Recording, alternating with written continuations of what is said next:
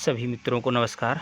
आज की क्लास में हम देखेंगे भक्तिकालीन या भक्ति काल की प्रमुख रचनाएं, जो कि डॉक्टर पूर्ण चंद्र टंडन की जो पुस्तक है उससे लेकर हम उपस्थित हुए हैं। इसमें भक्ति काल की प्रमुख रचनाएं या भक्ति काल रचनाएं देखेंगे और उनके रचनाकार देखेंगे। तो चलिए शुरू करते हैं। सर्वप्रथम जो रचना हमारे सामने है तो वो है भक्तमाल। भक्तमाल के रचनाकार हैं नाभादास। सिद्धांत पंच मात्रा, रचनाकार राघवानंद। कबीर परिचयी, अनंत दास। और दबिस्तान मोहसिन फानी, बीजक कबीर की रचना है। मोहम्मद बोध कबीर की रचना। आशा दीवार नानक की रचना।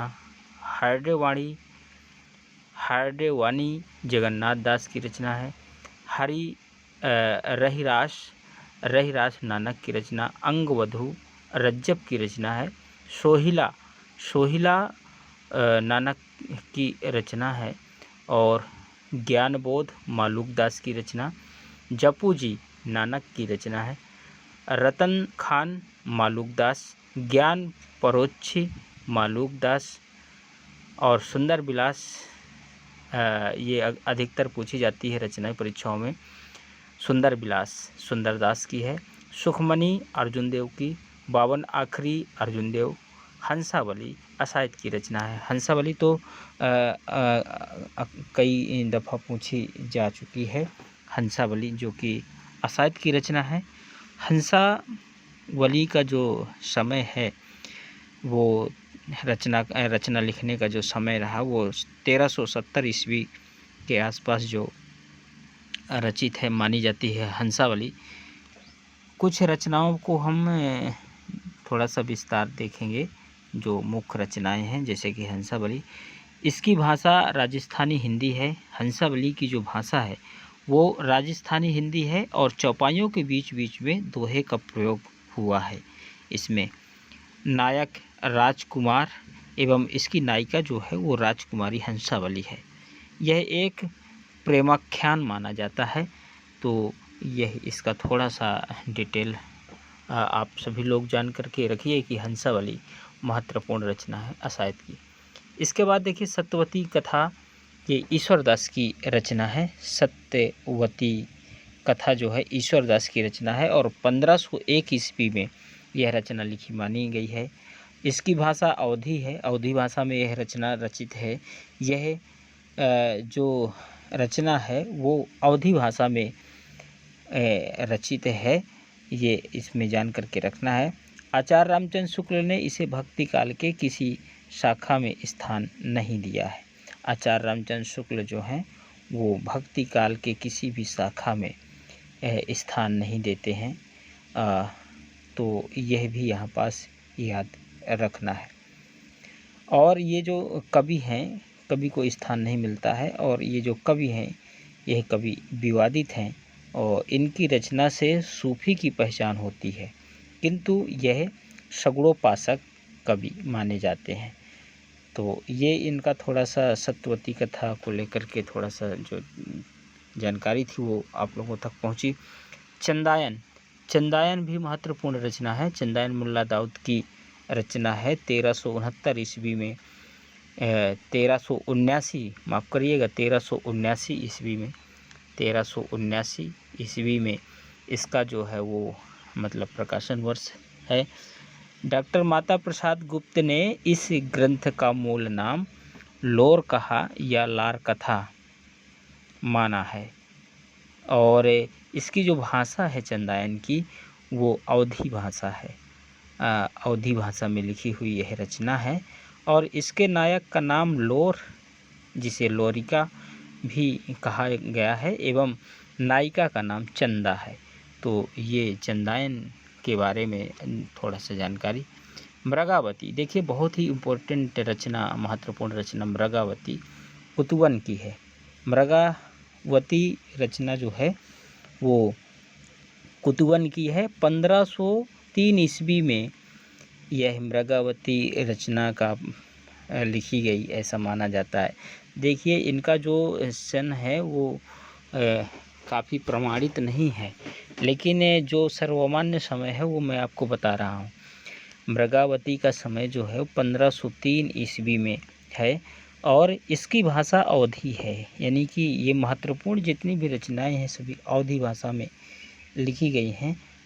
अगर हंसावली को छोड़ दें तो हंसावली राजस्थानी में है और बाकी अभी जितनी भी मैंने चर्चा की सत्यवती कथा, चंदायन और मृगावती की, तो ये आपकी अवधी भाषा में लिखी गई रचनाएं। इसमें अगर थोड़ा और प्रकाश डालें तो कुतुबन चिश्ती वंश के शेख बुरहान के शिष्य थे, यानी कि जो कुतुबन थे वो चिश्ती वंश के शेख बुरहान के शिष्य थे। यह भी आपको ध्यान में रखना चाहिए। इसके नायक जो हैं यानी मृगावती के नायक राजकुमार एवं नायिका मृगावती हैं। इसमें कड़वक शैली का उपयोग किया गया है। कड़वक शैली का इसमें उपयोग किया गया है मृगावती में। कड़वक शैली एक प्रकार की कहनी चाहिए कि एक प्रकार की शैली है रचना लिखने की, जिसमें 7 चौपाई होती हैं और फिर उसके बाद एक दोहा दिया जाता है। यानी कि 7 चौपाई और एक दोहा रखने का जो विधान है उसे कड़वक शैली कहा जाता है। कभी कभी परीक्षा में सीधा प्रश्न ये पूछा जाता है कि कड़वक शैली क्या है, कड़वक शैली में क्या विधान है, तो 7 चौपाई और एक दोहा जिसमें रखा जाए वह कड़वक शैली कहलाती है और मृगावती में कड़वक शैली का प्रयोग देखने के लिए मिलता है। आचार्य रामचंद्र शुक्ल ने इसे सूफी सूफी काव्य का पहला ग्रंथ माना है। ये भी महत्वपूर्ण है, आप इसको नोट कर सकते हैं कहीं कि आचार्य रामचंद्र शुक्ल ने इसे यानी कि मृगावती को क्या कहा है, सूफी काव्य का पहला ग्रंथ माना है। सूफी काव्य का पहला ग्रंथ मानते हैं आचार्य रामचंद्र शुक्ल। कुतुबन जौनपुर के बादशाह हुसैन शाह के आश्रित कवि थे। कुतुबन जो थे वो जौनपुर के बादशाह हुसैन शाह नामक व्यक्ति के आश्रित कवि थे। यह भी आपको इसमें समझ के रखना है। इसके बाद आगे चलते हैं और अगला जो रचना है लखन सेन पद्मावती कथा, ये दामोदर कवि की रचना है। माधवा नल कामकंदला राजस्थानी में लिखित गणपति की रचना है और पद्मावत या अखरावट, ये दोनों रचनाएं पद्मावत और अखरावट ये जो रचनाएं हैं वो आप सभी लोग जानते हैं कि ये जायसी मलिक मोहम्मद जायसी की रचनाएं हैं। पद्मावत की अगर हम बात करें तो पद्मावत 1540 ईस्वी में लिखित रचना मानी जाती है। इसकी भाषा अवधी है और इसके नायक रत्नसेन हैं तथा नायिका पद्मावती हैं। यह मूलतः रोमांचक शैली का कथा काव्य माना गया है। रत्नसेन जो हैं वो चित्तौड़ के राजा थे। डॉक्टर हरदेव बाहरी बहुत बड़े भाषाविद हैं। उनके अनुसार पद्मावत की कथा पर प्राकृत भाषा में रचित रत्नशेखर कथा का प्रभाव है। यानी कि डॉक्टर हरदेव बाहरी मानते हैं, कहते हैं कि जो पद्मावत है उसमें अगर देखा जाए तो पद्मावत में ये प्राकृत भाषा में रचित रत्नशेखर का प्रभाव है और यह एक महाकाव्य है। ये तो सभी लोग इसे जानते हैं। इसे रूपक काव्य भी माना गया है। रूपक काव्य की तुलना रूपक काव्य का श्रेय इसे दिया गया है, यानी रूपक काव्य माना गया है। इसके नायक रत्नसेन को जीवात्मा और पद्मावती को परमात्मा का प्रतीक माना गया है, ये भी याद रखिए। और मलिक मोहम्मद जायसी ने अपने पूर्व लिखे 4 प्रमाख्यानों का उल्लेख किया है। मलिक मोहम्मद जायसी ने अपने पूर्व लिखे गए 4 प्रमाख्यानों का उल्लेख किया है, जिसमें आपको यह भी याद रखना है मधुमालती, मृगावती, मुग्धावती और प्रेमावती, ये इनके 4 प्रमाख्यान हैं। जायसी प्रसिद्ध सूफी फ़कीर शेख मोहिदी या फिर इसी को हम मोहिउद्दीन के शिष्य थे, ऐसा इनको माना जाता है। और शेर शाह के समकालीन कवि थे, शेर शाह के समकालीन कवि माने जाते हैं। यह अमेठी के निकट जायस में रहते थे, जिससे वह जायस नामक स्थान को अपने साथ लिए हुए हैं, जिससे वह अपने नाम में जायसी लिखने लगे। विजयदेव नारायण शाही ने पद्मावत को हिंदी में अपने ढंग की अकेली ट्रेजिक कृति माना है। ये भी आपको याद रखना है, सीधा परीक्षा में पूछ लिया जाता है पद्मावत से कि ट्रेजिक कृति किसने माना, तो विजयदेव नारायण शाही ने माना पद्मावत को।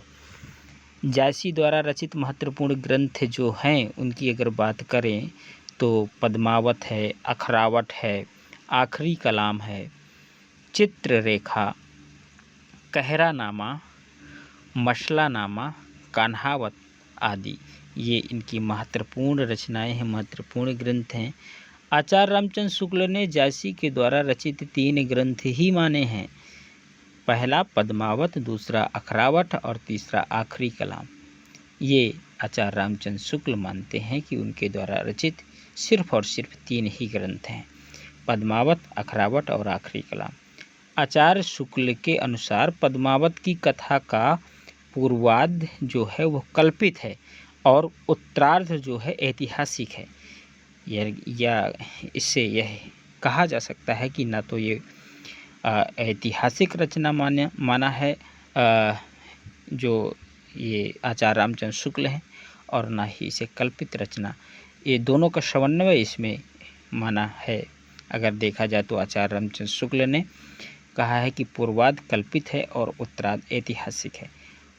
पद्मावत में रत्नसेन जो है वो मन यानी आत्मा का प्रतीक है, सिंघल हृदय का प्रतीक है, पद्मावती श्रद्धा या सात्विक विधि परमात्मा का प्रतीक है, सुआ या हीरामन तोता गुरु का प्रतीक है, नागमती दुनिया धंधा या संसारिक वृद्धि का प्रतीक है, और राघव चेतन शैतान का प्रतीक है। वहीं अलाउद्दीन माया के प्रतीक माने गए हैं। चित्तौड़ शरीर का प्रतीक माना जाता है। पद्मावत का नागमती वियोग खंड हिंदी साहित्य की अनुपम निधि मानी जाती है, यानी कि पद्मावत का नागमती वियोग खंड बहुत ही महत्वपूर्ण माना जाता रहा है। तो ये पद्मावत से संबंधित संपूर्ण जानकारी, इससे बाहर एक भी प्रश्न नहीं जाएगा मित्रों। पद्मावत से संबंधित जितनी भी अभी तक चर्चाएं प्रकाश मैंने डालने का प्रयास किया, कोई भी परीक्षा हो, पद्मावत से संबंधित अगर आपने ये सब नोट करके रख लेंगे तो इससे बाहर एक भी प्रश्न नहीं बनेगा। ये पद्मावत से संबंधित संपूर्ण जानकारी अब तक मैंने पहुंचाने का प्रयास किया, पद्मावत की समीक्षा मैंने करने का प्रयास किया, और यह जो समीक्षाएं हैं वो मैं आपको बता दूं, मैं अपने नोट्स से आप तक पहुंचाने का प्रयास करता हूं कुछ मोस्ट रचनाओं का।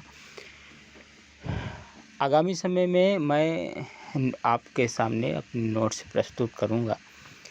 अभी मैं इस पुस्तक में रचित रचनाओं को लेकर के उपस्थित हो रहा हूं, और जल्द ही मैं अपना नोट्स आप लोगों के बीच में शेयर करूंगा। नोट्स मैंने कई किताबों का अध्ययन किया, कई किताबों का कहना चाहिए कि एक तुलनात्मक अध्ययन करने के बाद जो कहना चाहिए यथार्थ लगा, या यथार्थ जो चीज़ें हैं, क्योंकि कई किताबों में कई डाउट रहते हैं तो उनको सुधार करते हुए, और जो यथार्थ है यथार्थ नोट्स बनाने का मैंने प्रयास किया है। और क्योंकि किताबें बहुत जो किताबें हैं उनमें कहीं कुछ तो जो सर्वमान्य जो विद्वानों का जो मत होता है, जो सर्वमान्य होता है, वो मैंने अपने नोट्स पर समाहित किया है, और आपको मैं अपने नोट्स ज़रूर उपलब्ध कराऊंगा आगामी समय पर वीडियो के माध्यम से और PDF भी। इसके बाद बात कर लेते हैं मधुमालती की। मधुमालती पर भी थोड़ा सा अगर आप देखें तो मैं चर्चा कर देता हूँ। मधुमालती मंजन की रचना है और इसकी भाषा अवधी है। अधिकतर रचनाएं अवधी में ही हैं। आप इसको देखिएगा, जो अभी महत्वपूर्ण रचनाएं हम चर्चा कर रहे हैं आदिकाल की, भक्ति काल की। इसकी भाषा अवधी है, यानी मधुमालती की जो भाषा है वो अवधी है। और इसके जो नायक हैं मनोहर हैं तथा नायिका मधुमालती हैं। मधुमालती जो रचना है वही नायिका है। और इसकी रचना दोहा चौपाई में हुई है। दोहा चौपाई छंद में इसकी रचना है। और हिंदी प्रमाख्यानों में नायक को बहुपत्नीवादी दिखाया गया है, किंतु यह इसका अपवाद है। इसमें नायक को बहुपत्नीवादी नहीं दिखाया गया है मधुमालती में। वैसे तो हिंदी प्रमाख्यान की, क्योंकि ये एक प्रकार का प्रमाख्यान है, और हिंदी प्रमाख्यानों की रचनाओं में अगर देखा जाए तो नायक को बहुपत्नीवादी दिखाया गया है। नायक जो होता है वो कई स्त्रियों से प्रेम करता नज़र आता है, कई स्त्रियों को पत्नी बनाना चाहता है, ऐसे प्रसंग आते हैं। तो यहाँ पास जो मधुमालती है वो ऐसी रचना नहीं है। वो प्रमाख्यान होते हुए भी उसमें बहुपत्नीवादी नायक को नहीं दिखाया गया है। नायक जो है वो सिर्फ और सिर्फ मधुमालती नामक नायिका से ही प्रेम कर रहा है, किसी दूसरे से नहीं। और कहना चाहिए कि हिंदी प्रमाख्यानों में जो नायक को बहुपत्नीवादी दिखाया गया है वह इसका अपवाद ही माना जाएगा, क्योंकि इसमें अनेक नायिकाओं के चित्रण नहीं हुआ है। अनेक प्रकार के जो मतलब कि जो प्रेम प्रसंग है उसमें अनेक जो नायिकाएं हैं उनका जिक्र नहीं हुआ, सिर्फ और सिर्फ मधुमालती का हुआ। तो ये थोड़ा सा रही मधुमालती से संबंधी बात। आखिरी कलाम, ये जायसी की रचना है। आखिरी कलाम चित्र रेखा या कहरनामा जायसी की रचना है। ढोला मारूरा दूहा राजस्थानी, ये कुशल लाभ की रचना है। और मसला नामा ये जायसी की रचना है। इसके बाद माधव नल कामकंदला चौपाई कुशल लाभ की रचना है। तो ये आपको याद रखना है। इसके बाद चलते हैं आगे के पेज पर। इसके बाद देखिए कि रूपमंजरी नंददास की बहुचर्चित रचना मानी जाती रही है। रूपमंजरी, इसकी अगर हम बात करें रूपमंजरी की, तो ये 1568 ईस्वी में इसकी रचना हुई रूपमंजरी की। और एक इसमें अगर प्रकाश डालने का प्रयास करें तो काव्यत्व की दृष्टि से यह रचना अत्यंत प्रौढ़ एवं मार्मिक है। काव्य तत्व की दृष्टि से या काव्यत्व की या काव्य तत्व की दृष्टि से अगर देखा जाए तो यह रचना अत्यंत प्रौढ़ एवं मार्मिक रचना है। इसकी भाषा ब्रज भाषा है, अवधि नहीं है। इसकी भाषा जो है ना रूपमंजरी की, वो ब्रज भाषा में रचित रचना है, लिखित ब्रज भाषा में लिखी गई रचना है। इसके नायक का नाम कृष्ण एवं नायिका का नाम रूपमंजरी है। नायक का नाम अगर आता है तो कृष्ण है और नायिका का नाम रूपमंजरी है। यह रचना अष्टछाप कवि के द्वारा लिखी गई है। अष्टछाप कवि नंददास, यह रचना अष्टछाप कवि के द्वारा लिखी गई है, जो कि सूफी काव्य में सम्मिलित है। ये भी आपको याद रखना है। सूफी अष्टछाप कवि के माध्यम से लिखी गई, लेकिन यह जो रचना है वो सूफी काव्य में इसको सम्मिलित किया गया है, यानी कि इसको सूफी काव्य में सम्मिलित किया गया है। ये आपको समझ के रखना है।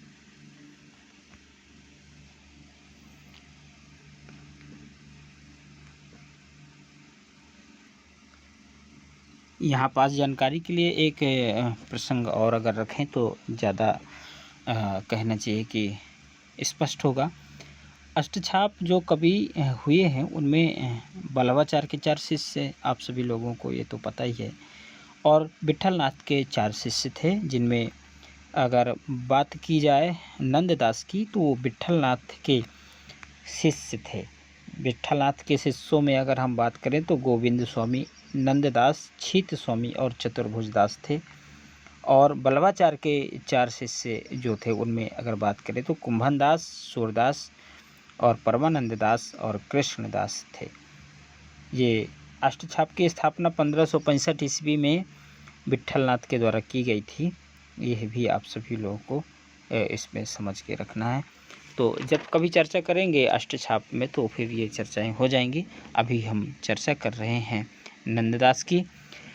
नंददास जो हैं इसमें इसकी अगर बात करें तो यह याद रखना है कि सूफी काव्य में सम्मिलित यह रचना नंददास के रूप मंजरी मानी जाती है, लेकिन यह अष्टछाप के कवि द्वारा रचित है।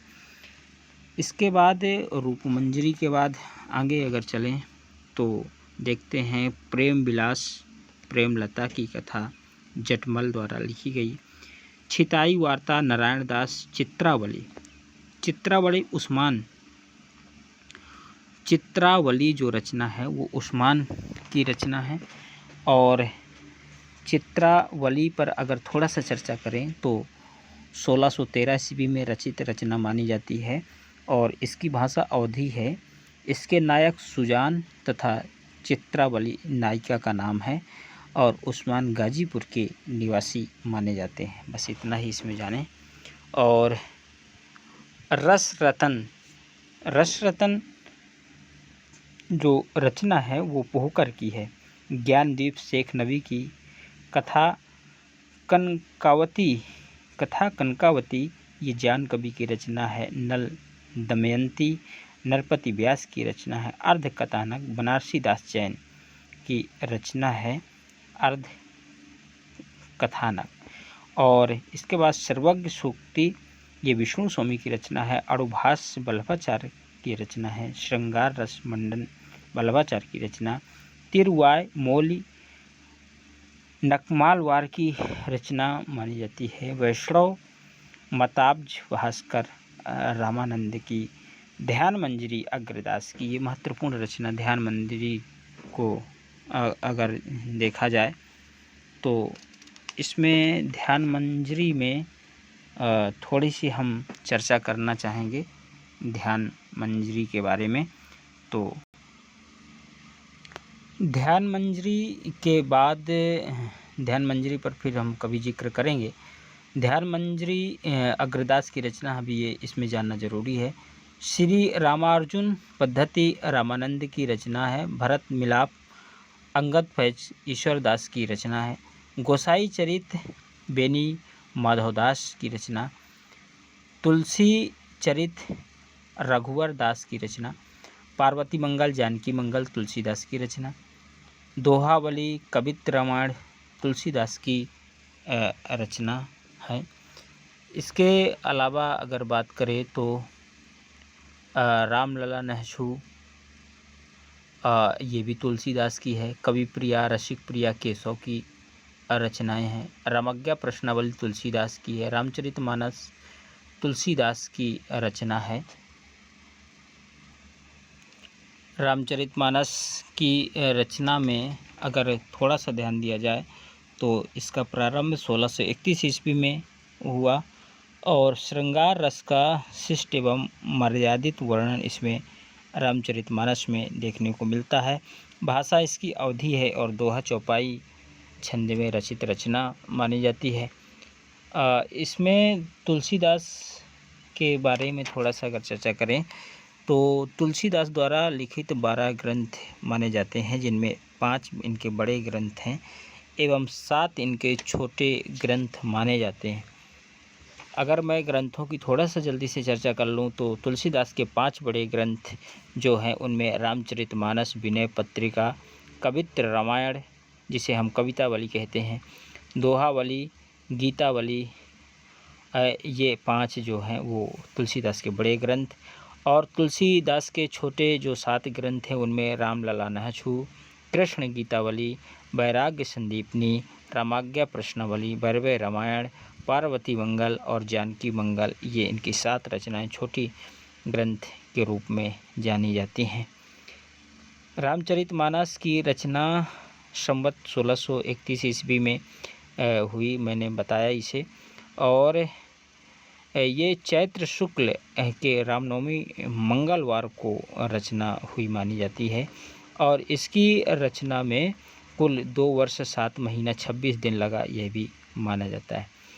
अवधि, इसमें भाषा तो मैंने चर्चा कर ही लिया इसकी। इसमें कुछ चीज़ें और देखा जाए तो तुलसीदास के बारे में जो विद्वान हैं वो क्या कहते हैं, तो नाभादास कहते हैं कलिकाल का वाल्मीकि, स्मिथ कहते हैं मुगल काल का सबसे महान व्यक्ति, गियर्सन कहते हैं बुद्धदेव के बाद सबसे बड़ा लोकनायक, रामचंद्र शुक्ल कहते हैं तुलसीदास उत्तरी भारत की समग्र जनता के हृदय मंदिर में पूर्ण प्रेम प्रतिष्ठा के साथ विराजमान रहे हैं। हजारी प्रसाद द्विवेदी कहते हैं भारतवर्ष का लोकनायक वही हो सकता है जो समन्वय करने का अपार धैर्य लेकर आया हो। रामविलास शर्मा कहते हैं जातीय कवि, और अमृतलाल नागर कहते हैं मानस का हंस। तो ये इनके कुछ महत्वपूर्ण जो कहना चाहिए कि इनके व्यक्तित्व को लेकर के, इनकी रचनाओं को लेकर के जो विद्वान हैं वो अपने अपने मत, अपने अपनी जो संज्ञाएँ जो अपने अपने उनको एक प्रकार से संबोधित करने के लिए जो भी उन्होंने कहा या जो भी उन्होंने कहा उसका इसमें मैंने अभी तक जिक्र किया। इसके बाद चलिए चलते हैं अगली रचना देखते हैं। रामचरितमानस विज्ञान गीता। विज्ञान गीता केशवदास की रचना है, सभी को पता है विज्ञान गीता। विज्ञान गीता केशवदास की रचना है, और ये जो केशवदास की रचना विज्ञान गीता 1610 में लिखी मानी जाती है। ये इसमें ध्यान रखना है कि 1610 में विज्ञान गीता का जो रचना काल है वो है। कवि रत्नाकर सेनापति की रचना वीर सिंह चरित, केशव की रचना वैरवै रामायण, वैराग्य संदीपनी तुलसीदास की हैं। काव्य कल्पद्रुम सेनापति की, रामायण महानाटक प्रेमचंद्र चौहान की रचना है। राम रासो या एवं अध्यात्म ये माधवदास चारण की रचना। हनुमान नाटक ये हृदय राम की रचना है। पौरुषे रामायण हरिहर नरहरि बाराहट की रचना। अवध विलास लालदास की, गीत गोविंद जयदेव की, और शैव सर्वस्व सार विद्यापति की रचना। देख लेते हैं थोड़ा सा और, ज़्यादा बड़ा वीडियो ना हो, थोड़ा सा और एक पेज है इसमें देख लेते हैं।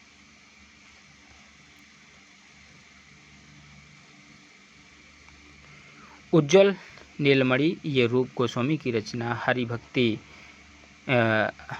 रसामृत सिंध रूप गोस्वामी की रचना। षट संदर्भ सनातन गोस्वामी की रचना। सूर सागर सूर सारावली सूरदास की रचना। साहित्य लहरी सूरदास की रचना। भाव प्रकाश हरि राय की रचना। परमानंद सागर परमानंद दास की रचना। 84 वैष्णव की वार्ता, 252 वैष्णव की वार्ता गोकुलदास की रचना है। और युग्मान चरित ये कृष्णदास की रचना है।